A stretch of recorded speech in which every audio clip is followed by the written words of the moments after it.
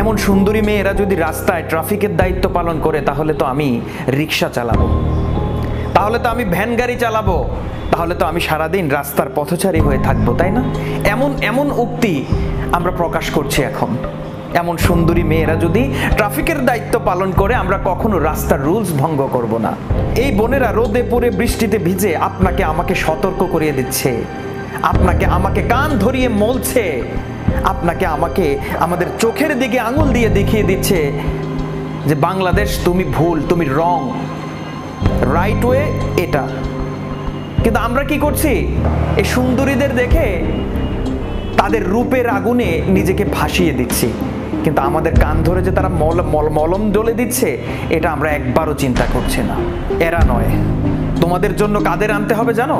তৃতীয় লিঙ্গের মানুষদের, যাদেরকে আমরা অবহেলা করি, যাদেরকে আমরা অযত্ন করি, যাদেরকে আমরা হিজড়া বলে আখ্যায়িত করি, ওদেরকে দিয়েই তোমাদের শায়েস্তা করতে হবে। এমন এমন তালি দিয়ে যাতে তোমাদেরকে রাস্তায় তারের মতো সোজা করে রাখে, তাদেরকে এনে এই দায়িত্ব দিতে হবে। তারাই পারবে। তাদেরকে তো আমরা উপহাস করি, তাদেরকে তো আমরা বঞ্চিত করে রেখেছি সমগ্র বিশ্বে। এই মানুষগুলোকে কোটা ভিত্তিক, আমরা তো কোটার জন্য আন্দোলন করি, কোটা ভিত্তিক তাদের প্রত্যেকটা ক্ষেত্রে চাকরি দেওয়ার ব্যবস্থা করে রেখেছে।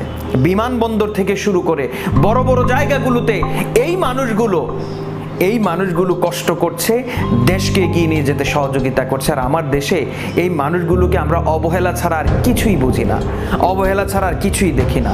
রাস্তায় আর এই সুন্দরীদের নয়, সুন্দরীরা ঘরে যাও, যত্নে থাকো, নতুন বাংলাদেশ গড়ার অঙ্গীকার নিয়ে পড়াশোনা করো, আর রাস্তায় তোমাদের জন্য আনা হবে এদের।